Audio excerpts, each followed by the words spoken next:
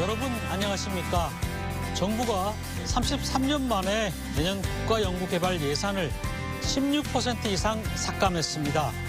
나눠먹기식 연구개발 카르텔을 막겠다는 정부와 대덕특구와 국가 R&D 기반을 파괴하는 조치라며 과학계가 팽팽히 맞서고 있는데요. 잠시 위시토론에서는 R&D 예산 삭감에 따른 문제와 후폭풍에 대해서 짚어보겠습니다. 현재를 사는 우리에게 소소한 위로를 전하는 영상수필 온고지신, 이번 주 첫 순서로 서울 한복판에 나타난 녹두장군 이야기를 전합니다. 뉴스 크리에이터 시선 잠시 후에 뵙겠습니다. 뉴스 크리에이터 시선 첫 순서는 뉴스를 한 걸음 더 들어가 보는 취재 현장의 기록, 취재기자의 솔까말입니다. 보도국 이수복 기자 나와 있습니다. 어서 오세요. 네, 안녕하세요. 네. 오늘은 어떤 뉴스입니까? 네, 지역에 또 가슴 아픈 일이 발생했습니다. 4년 동안 악성 민원에 시달리던 대전의 한 초등교사가 스스로 세상을 떠났고요. 그리고 세종에선 한 어린이집 교사가 학부모에게서 인분이 묻은 기저귀로 뺨을 맞기도 했습니다. 관련 뉴스부터 먼저 살펴보시겠습니다. 대전 유성구의 한 초등학교 교사인 A씨가 자택에서 극단적인 선택을 한 채 발견된 건 지난 5일 밤 9시 반쯤. A씨는 곧바로 병원으로 옮겨진 뒤 치료를 받았지만 어젯밤 결국 숨졌습니다. 유족과 동료 교사들은 20년 차 교사인 A씨가 지난 2019년 초등학교 1학년 담임을 맡으면서 학부모의 악성 민원에 시달려 정신적 고통을 호소했다고 말했습니다. 일부 학부모들은 A 교사를 아동학대 혐의로 경찰에 신고까지 했습니다. 1년여가 지나 무혐의 처분을 받았지만 해당 학부모들은 A 교사와 마주치기 싫다며 4년여간 지속적인 민원을 제기한 걸로 알려졌습니다. 여성의 얼굴 반쪽이 누런 오물로 범벅이 됐습니다. 50대 어린이집 교사 A씨가 40대 학부모 B씨로부터 인분을 뒤집어 쓰는 봉변을 당한 건 지난 10일 오후 4시쯤. 이틀 전 하원 시간 A씨가 잠시 교실을 비운 사이 B씨의 만 2세 아이가 같은 반 친구에게 목 부분을 꼬집힌 게 발단이었습니다. 학부모가 이를 아동학대로 신고하겠다고 하자 A씨와 어린이집 원장이 사과의 뜻을 전하려 B씨가 있던 병원을 찾아갔다 여자 화장실에서 인분이 담긴 기저귀로 얼굴을 맞은 겁니다. 폭행 이후 B씨는 사과는커녕 교사 A씨를 악마라고 칭하며 치료비 명목으로 100만 원을 보내라고 요구하기도 했습니다. 세종 어린이집 연합회 측도 이사회를 열고 대응에 나섰습니다. 네, 교권이 많이 침해된 정말 안타까운 상황인데요. 우선 보니까 이번에 숨진 교사분께서 경력이 한 20년 차 정도 되는 베테랑 교사라고 할 수 있는데 이렇게 극단적인 선택을 한 이유가 뭘까요? 네, 20년의 내공이 쌓인 베테랑 교사도 못 견딜 만큼 괴롭힘이 장기간 이어졌던 게 첫 번째 이유로 볼 수 있습니다. 학부모가 아동학대로 신고한 뒤에도 자신의 아이를 학교에서 마주치지 않도록 해달라는 무리한 요구를 하거나 지속적인 민원을 제기하면서 교사를 피말리게 했다는 겁니다. 그리고 숨진 교사는 교권 보호를 위해 적극적으로 움직였지만 학교와 교육청, 정부의 미온적인 태도에 좌절했던 점도 두 번째 이유로 꼽힙니다. 2019년 당시 악성 민원에 시달린 교사가 교권보호위원회를 열어달라고 수차례 요청해도 학교 측은 무시했고요. 최근 서희초 사건 이후 교권보호를 위한 교사들의 단체 행동에 대해서도 정부와 대전교육청은 집회에 참가한 교사들에게 해임이나 징계를 운운하며 압박하는 모습이었습니다. 이렇게 이제 변화를 기대했다가 바뀌지 않는 모습에 크게 실망했다는 게 유족들의 증언입니다. 네. 글쎄요, 일부 학부모들가 이제 이 해당 교사에 대해서 아동학대로 보니까 신고까지를 하고 했다고 하는데 어떤 내용들을 좀 신고를 한 겁니까? 네, 학부모는 동급생의 뺨과 복부를 때리고 괴롭힌 자신의 아이를 네. 교정실로 보냈다는 게 잘못된 지도 방식이라며 교사를 아동복지법 위반으로 고소했습니다. 또 아이가 수업 도중 색종이를 가지고 놀거나 시험 시간에 뒤를 돌아본 아이에게 넌 빵점이야 이렇게 공개적으로 말한 점도 모두 정서적인 아동학대라는 겁니다. 이 사건은 세이브 더 칠드런이 위탁 운영하는 아동보호 전문기관의 조사를 거쳐서 경찰과 검찰에 넘겨졌지만 결국 모두 혐의 없음 판정을 받았습니다. 그러니까 이제 경찰이나 검찰에서도 봐도 이 아동학대로 볼 수 없다는 거잖아요. 그죠? 네. 근데 이렇게 무혐의 처분까지 받았는데 4년이나 지속적으로 이 교사를 괴롭힌 이유는 도대체 뭡니까?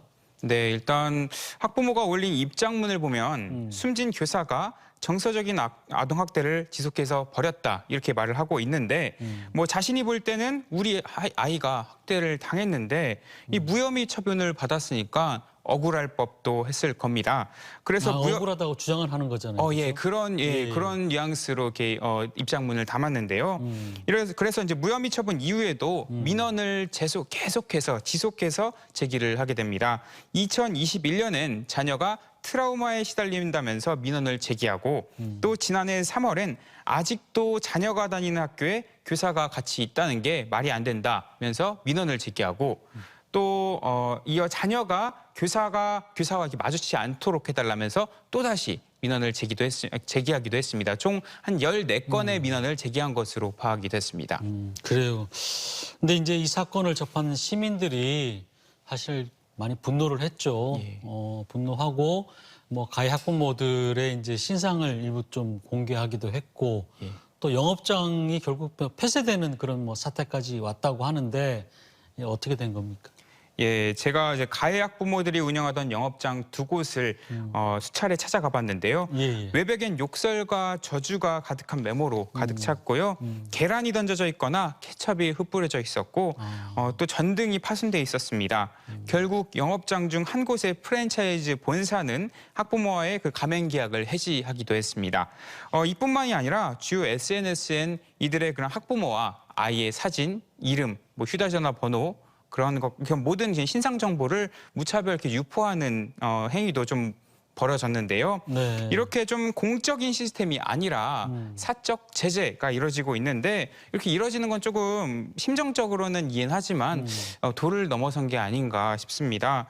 이 외벽에 막 생식기 이런 게 그려져 있고 또 성적인 수치심이 들 정도로 많은 표현들이 그런 말로 담지도 못할 표현들이 많이 있는데 이걸 초등학생들이 보면서 서로 막 재밌다면서 막 웃으며 보고 있더라고요.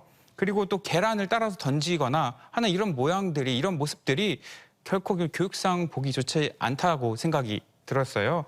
그리고 흔히 이제 좌표라고 하는데 이 인터넷상의 다른 점포에 그런 주소와 연락처를 유포를 해서 애꿎은 아무런 관련이 없는 점포가 많은 항의 전화와 뭐 리뷰 댓글로 피해를 보고 있다. 뭐 이런 글과 그런 사실도 많이 포착이 됐습니다.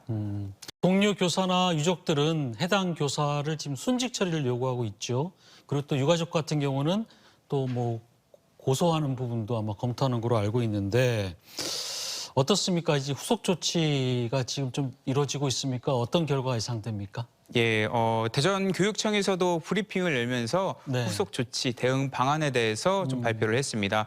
일단 핵심이 됐던 뭐 순직 처리와 관련된 내용은 따로 언급은 하지 않았고요. 악성 민원에 대응하는 전담부서를 만들겠다. 또 관련한 전수조사를 진행하겠다. 1교일 변호사제를 도입하겠다는 등의 조치 방안을 발표했습니다.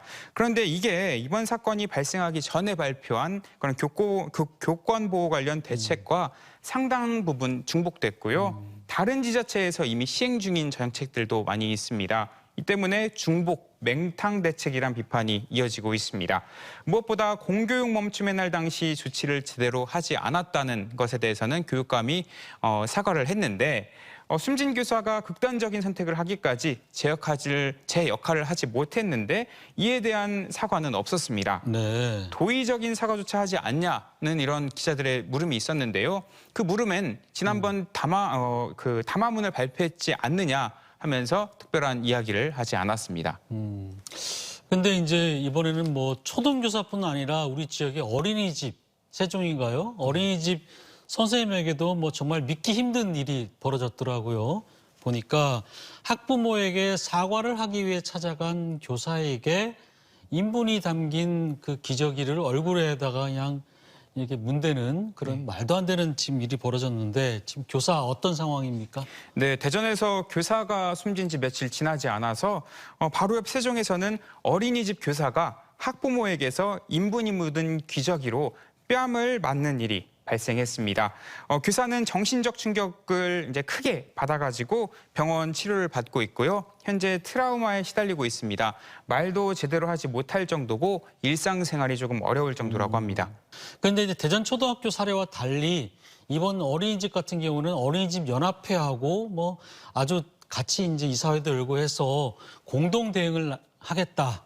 그리고 뭐 이렇게 굉장히 강하게 좀 대응하는 이런 분위기더라고요. 예. 앞으로 그럼 그런 부분도 좀 진행되는 부분이 있을까요? 예, 일단 악성 민원으로 힘들어한 그 교사를 방치했던 대전과 달리 이 인분 봉변을 당한 이 네. 교사의 어린이집 원장은 사건 발생 당시 현장에 함께 있었고 그 봉변을 당했을 당시에 그 증거들 지금 아까 좀 화면으로 보셨던 그 사진들을 모두 증거 자료로 남겨놓으셨습니다. 그리고 다음 날 가해 학부모의 그 원화를 퇴소시키는 등의 좀 기본적인 조치를 한 상태고요.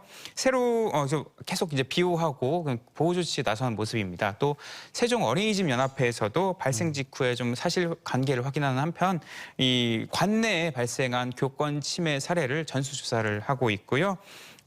이 같은 상황에 대해서 규탄하는 집회도 조만간 열 예정이라고 전달해 왔습니다.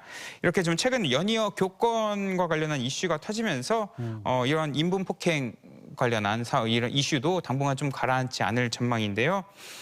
가해 학부모도 인분이 담긴 기저귀로 교사를 폭행한 사실을 인정했고 또 이에 대한 책임을 진다는 입장입니다. 아무리 그렇다 하더라도 사람 얼굴에 인분을 이렇게 뿌리거나 문댄다는 거는 이거는 용납하기 어렵죠. 뭐 본인도 뭐 사과하긴 했지만 좀 안타까운 생각이 들고 자, 솔까말 들어볼까요? 네, 악성 민원으로 세상을 떠난 그 대전 초등교사와 또 학부모에게서 인분 폭행을 당한 이 어린이집 교사 사례 모두 지역에서 교권이 심각하게 침해되고 있다는 증거로 볼 수 있습니다.